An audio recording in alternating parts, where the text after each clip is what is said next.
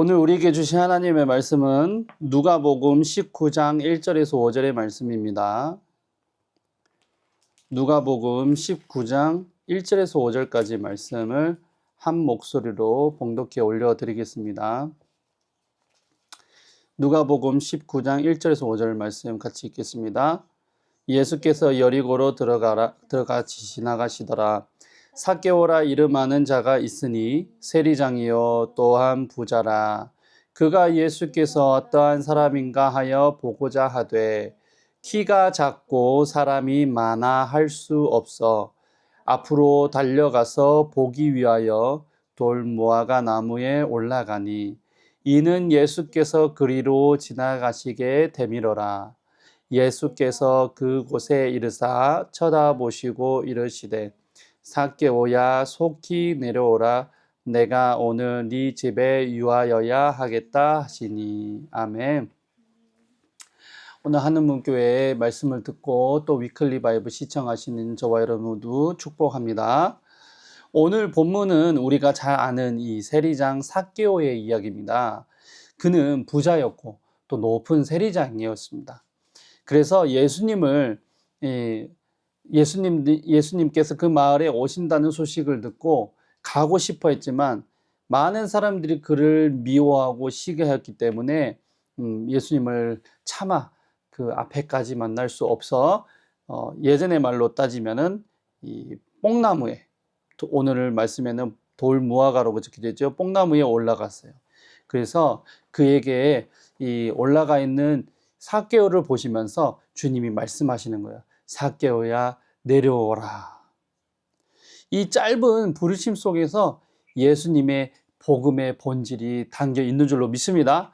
이 예수님을 진짜로 만나려면 우리는 내려와야 합니다. 그래서 높은 곳에서 내려올 때 구원이 임할 줄로 믿습니다. 제목을 따라하겠습니다. 내려와야 주님을 만납니다.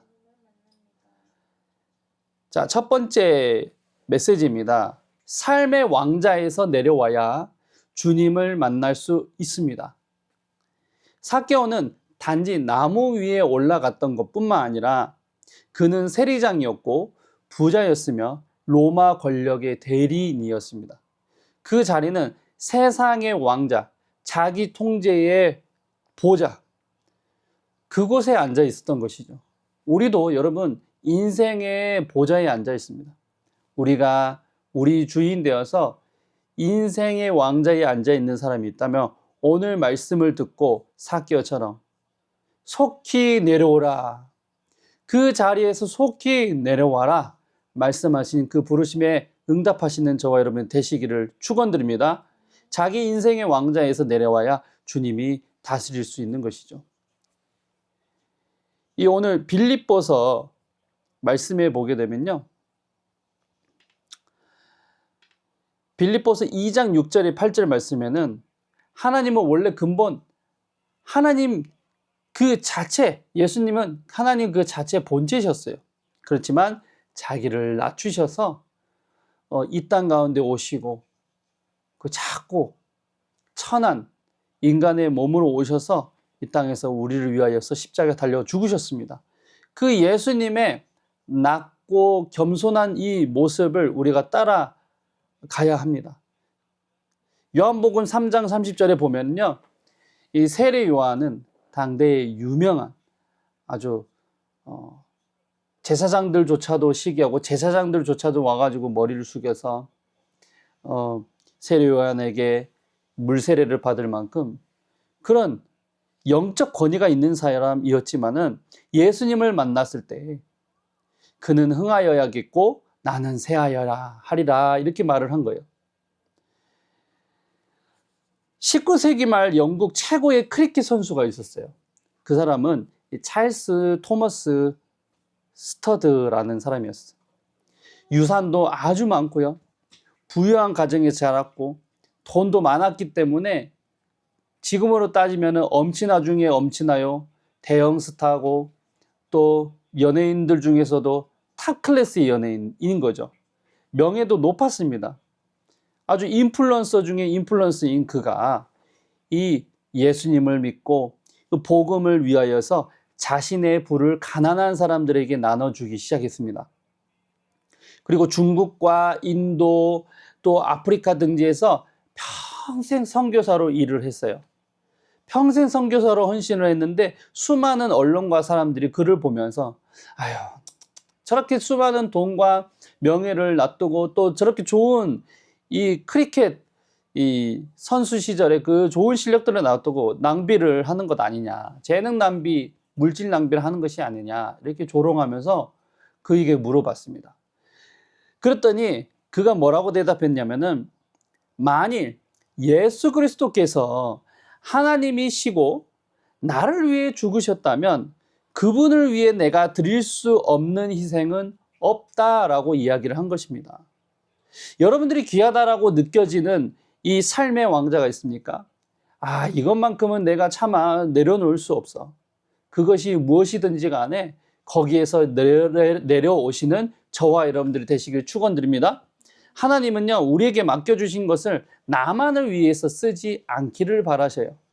하나님을 위해서 또 이웃을 위해서 쓸 때에 하나님은 그 낮은 자리에 낮은 자의 모습을 보시고 높이 들어 사용하실 줄로 믿습니다.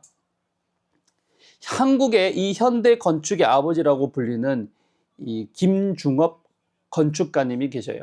그분은 파리에서 유학을 하시고 이후에 수많은 건축들, 유명한 건축물들을 제작하고 또 심사위원으로 참여를 하셨습니다. 그가 지은 것 중에 충원탑이 있고 주한 프랑스 대사관이 있어요. 여러분, 대사관은 그 해당되어 있는 나라의 가장 그 위상을 알려야 되기 때문에 멋지고 또 실용적으로 안전하게 만들어야 되죠.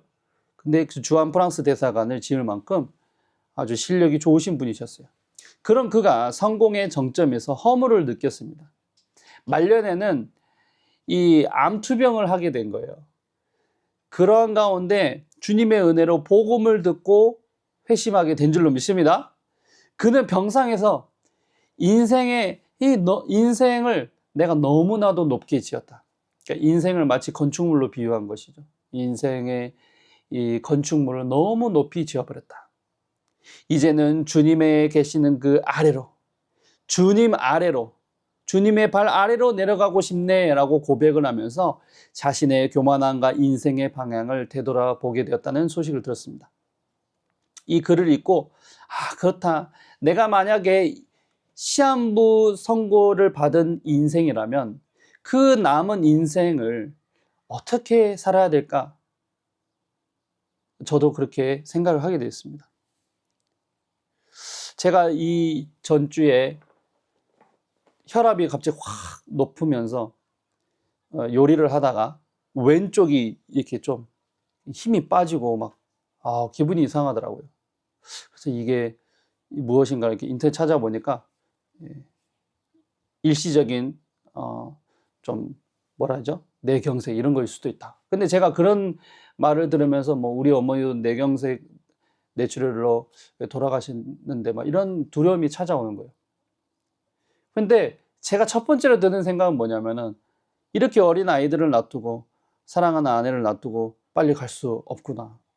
아, 인생을 조금 더 열심히 살고 그들을 더 사랑해주고 더 잘할 걸, 이런 생각들이 드는 거예요. 하나님께 더 헌신하고 하나님께 조금 더 인생을 더 젊었을 때 더 멋진 것으로 드릴 걸, 막 이런 생각들이 들더라고요. 여러분들이 쌓아놓은 그 인생의 왕자, 여러분들이 계시는 그 뽕나무 위에서 높은 것 같지만 예수님이 언젠가는 내려오라고 말씀하시는 거예요. 그 내려오라고 하시는 시점이 지금이라면 순종하시기를 주의 이름으로 축원드립니다. 삶의 자리에서 내려와 주님의 부르심에 응답하여 구원을 받을 줄로 믿습니다. 자, 두 번째 메시지는요, 교만의 높은 자리에서 내려와야 진정한 겸손이 시작됩니다. 삭개오는 이 사람들 앞에서 고백을 합니다. 주여 보시옵소서, 내 소유의 절반을 가난한 자들에게 나누겠으며, 그는 이렇게 얘기를 한 거예요. 가지고 있는 모든 것들, 이 소유의 절반을 나누겠다. 또 누군가에게 빚을 졌다면 배로 갚아주겠다. 그는 이처럼 자신이 그동안에는 세리장으로서 또 로마의 한 직위를 차지해가지고 이 대표로 높은 자리에 앉았기 때문에 교만하기 짝이 없어요. 주위 사람들을 돌아보지도 않고 사람들을 챙기지도 않았기 때문에 그렇게 미움을 받은 거예요. 그런 교만했던 그가 자신의 명예나 체면, 자존심을 다 내려놓고 오직 주님 앞에 겸손히 회개를 하는 것입니다. 누가복음 18장 14절에 자기를 낮추는 자는 그가 하나님께서 높이신다라고 말씀을 하십니다. 잠언 3장 34절에 하나님은 겸손한 자에게 은혜를 주십니다. 한번 찾아볼까요?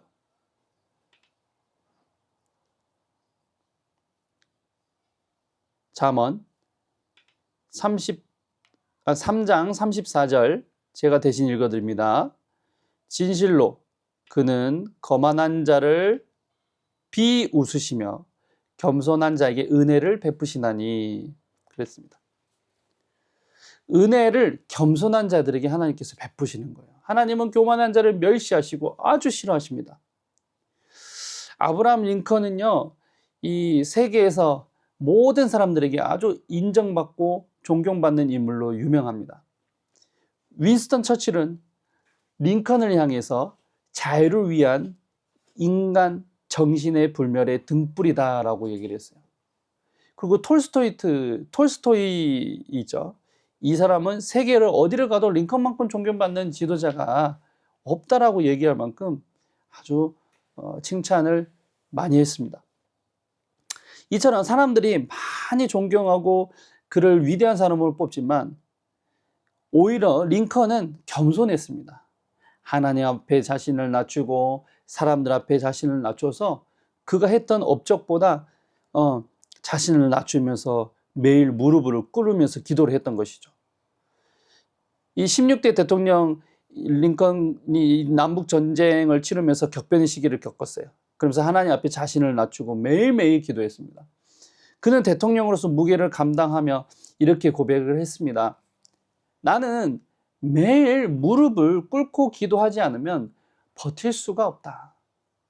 여러분, 위대한 지도자도 이렇게 얘기했는데 저와 여러분들도 교만하지 말고 링컨처럼 매일 주님 앞에 겸손히 무릎을 꿇는 자들이 되길 원합니다. 하나님은 이처럼 원리가 낮출 때에 우리를 높여주십니다. 세상의 원리는 어때요? 자신을 홍보하고 자신을 브랜딩 해가지고 내가 이런 사람이다. 언론 출판사에서 막 수상 경력을 가짜로 만들어내고 막 유학도 가고 경력을 화려하게 해야 사람들이 오 멋진 사람, 오 인플루언서, 아주 대단한 사람 그러면서 따르는데 하나님은 방법은 그렇지 않습니다. 하나님은 오히려 낮추고 하나님 앞에 무릎 꿇는 자들을 축복해 주실로 믿습니다. 손영원 목사님이 계십니다. 이 여수 순천 사건 때 당시 두 아들이 공산당원에 의해 가지고 목숨을 잃었어요. 자신의 사랑하는 두 아들이나 보냈는데 이 목사님은 원수를 만났을 때에 그 젊은 청년을 향해서 아주 비난의 화살을 꽂는다거나 또 그가 얼마든지 왜 아들을 죽였냐 하면서 그를 죽일 수도 있었지만은 그렇게 교만한 방법을 택하지 않고 오히려 사랑하면서 그 자신의 아들을 죽였던 청년을 양자로 삼게 됩니다. 여러분, 이로써 손영호 목사님이 보여주신 겸손과 용서는 한국 교회사에 아주 큰 영향력을 주고 그를 하나님께서 높여주셨습니다. 세 번째는요, 이 계산과 셈의 방식에서 내려와야 믿음이 작동을 합니다. 삭개오는 계산과 셈에 능통한 사람이었어요. 어떻게 하면 돈을 벌지, 어떻게 하면 세금을 걷어가지고 걷고 나머지는 수수료는 내가 인마이 포켓하고 너무나도 계산적이고 잘 알았을 사람이에요. 그러나 예수님을 만난 후에는 그는 이 셈을 계산을 다 내려놓고 오직 주님 앞에 나아간 줄로 믿습니다. 율법은 1.2배 혹은 2배의 배상을 요구하지만 그는 몇 배를 갚는다 했어요? 4배나 갚겠다. 고린도후서 9장 7절에 하나님은 이처럼 즐겨내는 자를 사랑하시는 거예요. 허드슨 테일러 이 선교사 아시죠? 중국 선교사의 아버지로 불리는 이 중국 내지 선교의 설립자인 허드슨 테일러가 선교 도중에 재정이 완전히 바닥난 거예요. 여러분, 선교를 하면서 재정이 없으면 선교는 할 수가 없습니다.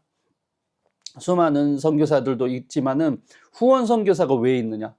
이 선교 비용이 없으면은 그 현지에서 선교사님들이 활동을 할 수가 없어요. 그런데 테일러 선교사가 어땠다고요? 재정이 바닥이 난 거예요. 그런 가운데서도 자신의 계산이나 상식을 의지하지 않고 사역을 멈추지 않은 거예요. 그랬을 때에 그가 하나님을 붙잡고 하나님 공급해 주실 줄로 믿습니다. 공급의 모든 책임이 하나님께 있습니다. 그러면서 나아간 거예요. 그러면서 수많은 고아들과 선교주를 돌보면서 계속해서 믿음으로 기도로 도전합니다. 어땠을까요?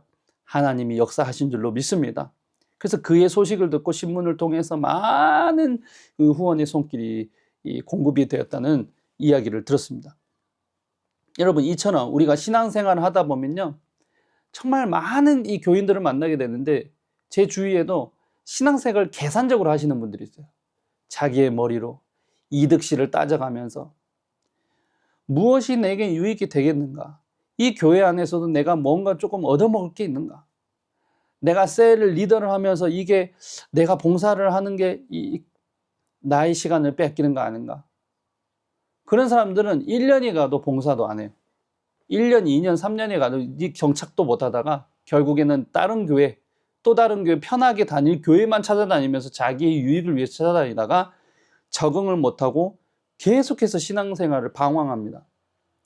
또 어떤 자들은요, 이 부서 내에서 무슨 일을 좀 맡겨주고 또 부서 내에서 야, 무슨 이번에 행사를 해보자. 이러면은 목사님과 리더의 말을 잘 따라가면 되는데 계산을 하는 거예요.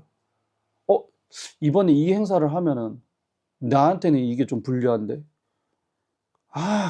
내가 그거 참여하기는 뭔가 좀 아깝고 뭔가 손해보는 것 같은데. 그러니까 자기의 기준에서 해석하고 자기의 기준에서 불편하면은 자신이 원하는 방향으로 막 그것을 통제하고 막 이끌어 가려고 하고 행사를 막 바꿔버리고 자기가 원하는 방법대로 막 끌어갑니다. 이런 분들의 부류는 어디를 가든지 목회자들과 항상 부딪혀요. 항상 리더들과 항상 부딪혀요. 또 장로들과 항상 부딪혀요. 신앙생활이 온전하지 못합니다. 평생 목회자와 관계가 좋지 않은 분들은 셈과 계산에 능통하고 자기중심적으로 생활하기 때문에 하나님은 축복해 주실 수가 없는 거예요. 이 조영기 목사님 제가 정말 존경합니다만은 이 1958년에 서울 은평구 대조동에서 시작을 하셨어요. 그러니까 신학교를 졸업하시고 장모님, 그러니까 미래의 장모님이 되실 그 전도사님과 함께 최자실 전도사님과 함께 개척을 한 거예요. 그러니까 가족들 포함해가지고 5명밖에 없고 천막 지어놓고 가마떼기 깔고 강대상은 이 사과 나무 개짝으로 딱 짜가지고 그렇게 시작을 한 거예요. 저희처럼 이게 개척교회 정말 어렵게 시작한 거죠. 근데 그 지역에 가장 못 살고 형편이 좋지 못한 사람들이 동네에 사는데 그 중에서도 더 가난하게 이 교회가 살아가는 거예요. 그렇지만 그가 계산하지 않고 오직 하나님께 붙잡으면서 믿음으로 도전하는 줄로 믿습니다. 1년 동안은 거의 이 성도가 없었다고 해요. 그러나 그가 자신의 신학과 자신의 명철을 의지하지 않고 다 내려놓고 계산 방법 다 내려놓고 재정 방법 다 내려놓고 성령님을 의지하면서 나갔을 때에 한두 명씩 늘어나면서 수많은 성도들이 구름대같이 몰려오는 역사가 일어났습니다. 그가 이 어릴 적에 폐병에 걸렸었기 때문에 모여드는 사람들이 다 거지예요. 다 병든 자들이에요. 그러니까 자신처럼 어려움에 처했던 사람들을 알았기 때문에 그 같은 마음으로 그들을 돌보고 겸손하게 그들을 챙기고 그들에게 밥도 주고 재워주면서 그들 사랑으로 섬겼을 때에 세계에서 제일 큰 이 순복음 교회가 됐다는 것입니다. 여러분, 과연 이 계산하고 셈을 의지했다면은 그거 위대한 사역자가 될 수 있었을까요? 그렇지 못했을 것입니다. 네 번째 메시지입니다. 여러분, 전통과 간섭에서 내려와야 삭개오처럼 아브라함의 자손이 될 줄로 믿습니다. 예수님 말씀하신 거예요. 이 사람도 아브라함의 자손이다. 보통은 관습이 있고 전통이 있고 율법을 따르는 그 율법의 전통을 따르는 자들 가운데서 그렇게 하지 아니하고 이 4배나 갖겠다. 1.2배가 아닌, 율법이 말하고 있는 1.2배, 2배가 아닌 4배나 갖겠다라고 한 거예요. 그랬을 때 이 믿음으로 선포를 했기 때문에 예수님이 칭찬하신 거예요. 아, 얘는 이 사람 바로 아브라함의 자손이다. 갈라디아서 3장 7절에 이렇게 말씀하십니다. 그런즉 믿음으로 말미암은 자들은 아브라함의 아들인 줄을 알지어다. 로마서에 말씀합니다. 2장 28절에 보면요. 대저 표면적 유대인이 유대인이 아니요. 표면적 육신의 할례가 아니라 오직 이면적 유대인이 유대인이며 할례는 마음에 할지니 사람이 신령에 있고 의문에 있지 아니한 것이라 그 칭찬이 사람에게서가 아니요 다만 하나님에게서니라. 아멘. 제가 좋아하는 선교사님 이 서서평 선교사님 있습니다. 이 독일계에 미국으로 건너갔던 이 간호사가 있어요. 그분은 아주 어렸을 때 고아가 됐어요.